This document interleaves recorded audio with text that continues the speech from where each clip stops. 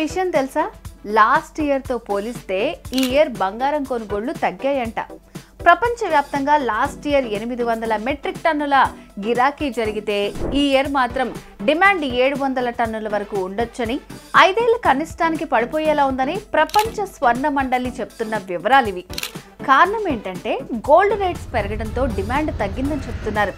ఇదే టైంలో తాకట్టు బంగారం విడిపించుకోవడానికి జనాలు ఎక్కువ మొగ్గు చూపుతున్నారని తెలిసింది.